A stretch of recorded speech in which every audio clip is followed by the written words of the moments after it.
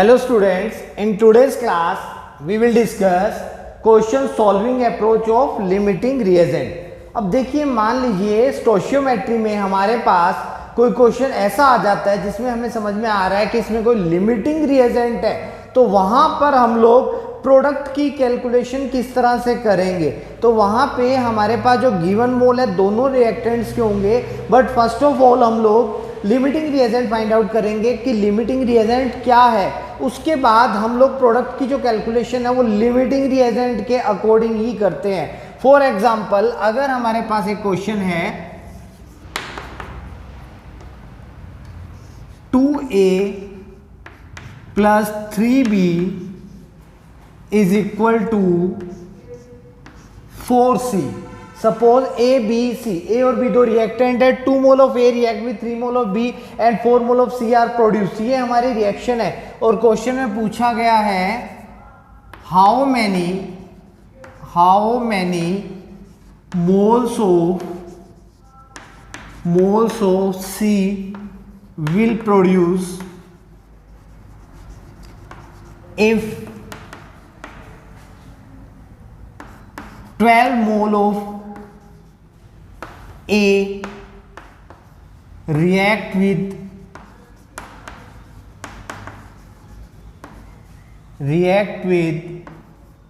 30 mole of B। Suppose हमारे पास ये क्वेश्चन है और हमें इसे सॉल्व करना है, तो सबसे पहले हमें ये पता होना चाहिए, देखिए दोनों के A के B और B के B दोनों के मोल्स गिवन है और हमें फाइंड आउट करने हैं C के मोल। तो नॉर्मली जब दोनों रिएक्टेंट या जितने भी रिएक्टेंट होते हैं उनके मोल्स गिवन होते हैं, तो नॉर्मली 99% क्वेश्चन में आपके पास इनमें से कोई एक जो होता है वो लिमिटिंग रिएजेंट होता है। तो चेक कर लेना चाहिए कि कहीं कोई रिएजेंट लिमिटिंग रिएजेंट तो नहीं है। तो हम लोग पहले लिमिटिंग रिएजेंट को चेक करते हैं कि LR कौन होगा। तो यहाँ पे हम लोग पहले LR चेक कर लेते हैं। तो LR चेक करने के लिए हमारी जो ट्रिक है वो हम लोग यूज करेंगे। वो ट्रिक क्या थी? Given mole divide by stoichiometric coefficient करके देखते हैं कि कौन सा कम आ रहा है। तो पहले हम लोग A के लिए कैलकुलेट करते हैं। A के जो गिवन मोल्स हैं वो कितने हैं? 12। तो 12 डिवाइडेड बाई स्टोइचियोमेट्रिक कोफिशिएंट है उसका 2, तो हम लोग कहते हैं यहाँ पे कितना आ गया? 6। इसी तरह B के लिए चेक किया जाएगा। तो B के लिए जो गिवन मोल है वो कितने हैं? 30, जबकि जो हमारे पास स्टोइचियोमेट्रिक कोफिशिएंट है वो कितना है? इसका 3।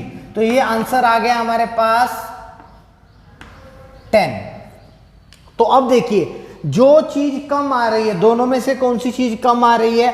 तो हमारे पास जो कम आ रहा है वो क्या आ रहा है? ए की वैल्यू यहाँ पर अगर हम लोग देखें तो कम है। ए की जो वैल्यू है वो यहाँ पे क्या आ रही है? लेस आ रही है। 2, 6 और 10 में से 6 क्या है? लीस्ट है। तो हम लोग बोलेंगे कि जो ए है वो किसकी तरह एक्ट कर रहा है? वो एक्ट कर रहा है LR की तरह। LR means limiting reagent. तो अब हम लोग जो हमारा प्रोडक्ट है उसकी कैलकुलेशन जो करेंगे वो किसके अकॉर्डिंग करेंगे? LR के अकॉर्डिंग। तो प्रोडक्ट की कैलकुलेशन करने के लिए हमारे पास जो ट्रिक थी वो हम लोग यूज कर लेंगे। तो प्रोडक्ट की कैलकुलेशन करने के लिए हमारे पास क्या ट्रिक थी? हम क्या करते हैं, एक जो होता है गिवन मोल और एक होते हैं जो हमें फाइंड आउट करने होते हैं। अब की बार गिवन मोल में हम लोग किसके मोल्स लेंगे? हम लोग A के। क्योंकि A हमारा क्या है? LR है। तो हम लोग रेशियो जो लेने वाले हैं वो कौन कौन सा रेशियो लेने वाले हैं? A ratio C। A जो है हमारा LR है और C जो है वो हमें फाइंड आउट करना है। तो पहले इनका स्टोइचियोमेट्रिक रेशियो लिखते हैं। तो यहाँ पे स्टोइचियोमेट्रिक रेशियो क्या है? 2:3:4। तो हम कहेंगे कि जब A के कितने मोल्स होते हैं? 2, दैट टाइम C के कितने मोल्स होते हैं? 4। A के 2 मोल होते हैं उस टाइम पे C के कितने मोल होते हैं? 4। अब A के हमें कितने मोल्स गिवन है? हमें A के मोल्स गिवन है 12। तो उस टाइम पे C के कितने मोल होंगे? X। क्रॉस मल्टीप्लाई करके आप X की वैल्यू कैलकुलेट कर सकते हो। तो X की वैल्यू जो आप कैलकुलेट करोगे तो वो कितनी आएगी आपकी? 4। तो 24 मोल हमारे पास जो आएंगे वो किसके आ जाएंगे? 24 मोल हमारे पास आएंगे C के। तो हमारे पास जो C बनेगा वो कितने मोल बनेगा? 24 मोल बनेगा। तो इस तरह से हम लोग चेक कर सकते हैं कि C के कितने मोल बने। हम लोग एक और एग्जांपल लेते हैं। उस एग्जांपल में देखिए, सपोज हमसे क्वेश्चन पूछा जाता है, रिएक्शन है हमारे पास N2 plus 3H2 is equal to 2NH3 और गिवन क्या है हमारे पास? गिवन में है हमारे पास N2 जो है उसके 7 मोल लिए गए हैं। N2 के 7 मोल लिए गए हैं, और जो हाइड्रोजन है हमारे पास, जो हाइड्रोजन है हमारे पास, तो हाइड्रोजन के लिए गए हैं 18 मोल।